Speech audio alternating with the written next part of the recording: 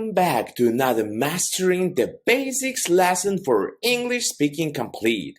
Today we are going to be looking into another very important aspect of English language. And of course, it's verbs. Now, a lot of you will know what verbs are. They describe actions. They're going worse in English language. We have two main types of verbs. And they're really what we are going to focus on today. Both irregular and regular verbs. Understanding the difference will be really important to show your overall levels of fluency and make less mistakes in your English speaking too. So, let's jump right into our lesson, regular and irregular verbs. So, as we all know, verbs are action, words that are used in English language as well as many other languages too. It goes without saying how important they are. Each verb can be separated into three main groups. So we can have one verb in three different groups, which is base form, past form, and the past participle. Let's take a look at an example. The verb laugh, base form, laugh. Past form would be laughed. And the past participle is laughed. So when it comes to the base form, that could be what we use in present and future tense. I laugh a lot. Now, I'm talking about general situation now. In the past tense, I laughed a lot last weekend. The past participle is more advanced type of tense and more advanced type of grammar as well. And we'll be coming under that much later. But for now, it's important that you're able to identify past participles as well. However, we'll be talking about the past participle in much more detail later. Let's take a look at some more examples. We have walk and walked, and the past participle walked again.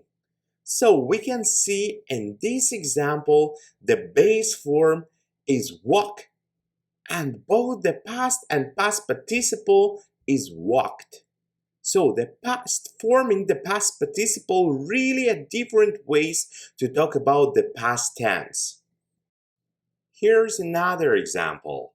Drink. What might the simple past form of this word be? Instead of deep, drink becomes drank. In the past form and in the past participle, we have drunk. Here's another example. Fly. In the past form, we don't say flied, we say flew. And past participle is flown. Three different ways that we can use the same verb, which has, of course, the same meaning. Now, why are we seeing these different ways to change the words? Well, as you may remember, I was talking about regular verbs and irregular verbs. So, regular verbs just added for the past forms, whereas as we can see here, for irregular verbs gets a little bit more tricky. It's not as simple as just adding an ed, d, something similar. So, let's take a look at regular versus irregular verbs in a little bit more detail. So, as I said, we can put all English verbs into both regular and irregular categories. Let's take a look at some regular verbs. So for this, we follow a fixed pattern. We can always add a d, an ed, or an ied at the end of the word. For example, cooked, jumped, peeled, studied. Pretty easy to use, pretty easy to form. However, irregular verbs no fixed pattern. There is no simple rule to create these verbs in different forms, whether that's the past form or the past participle form. Simply put, it is a question of memorizing the different forms of irregular verbs. There is no simple structure that I can teach you, and it's just about practice. It may take you time to be completely fluent in irregular verbs, but it will happen with effort and good studying. Okay, let's move on. Let's take a look at this table here. So this is of course a short table of verbs.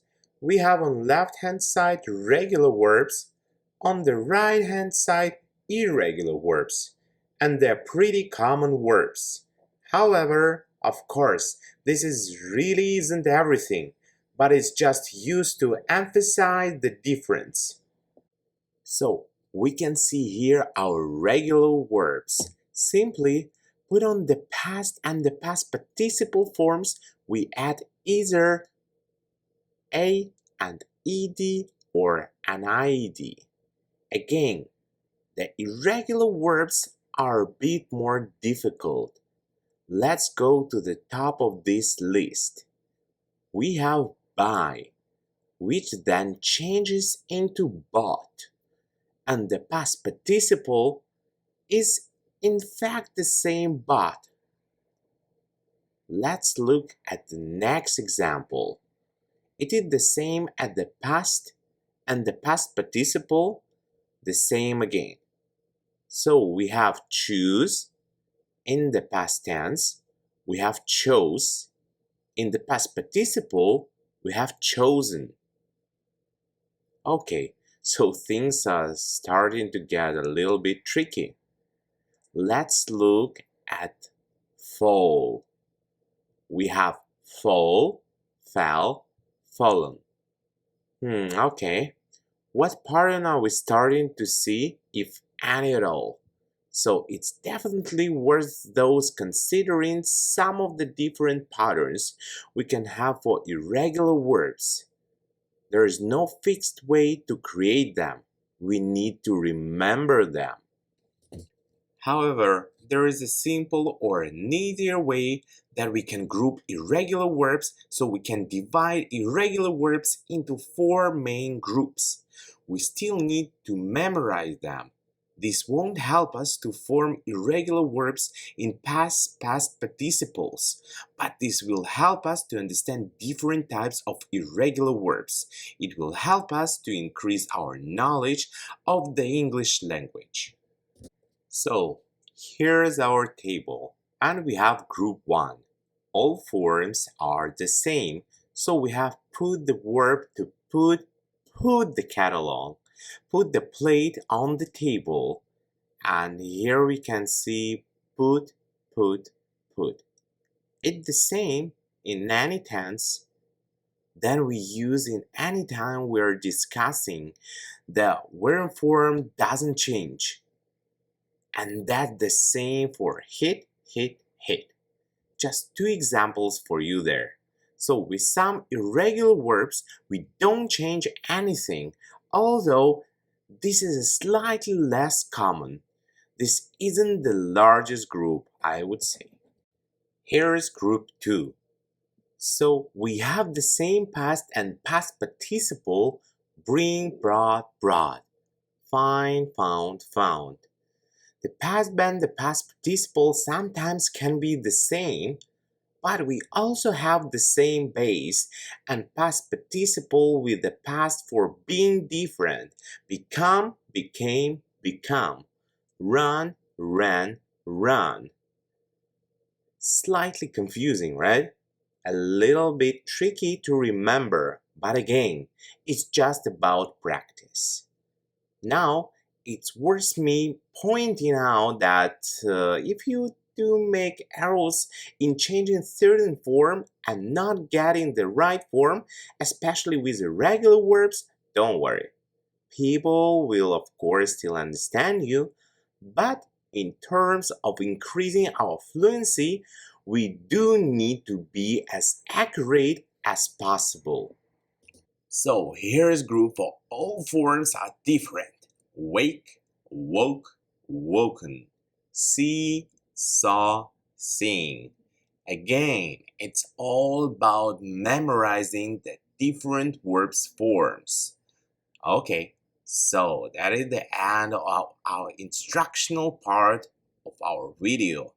And it's now time for us to take a look at our animated video where we'll see a lot more examples of both regular and irregular verbs.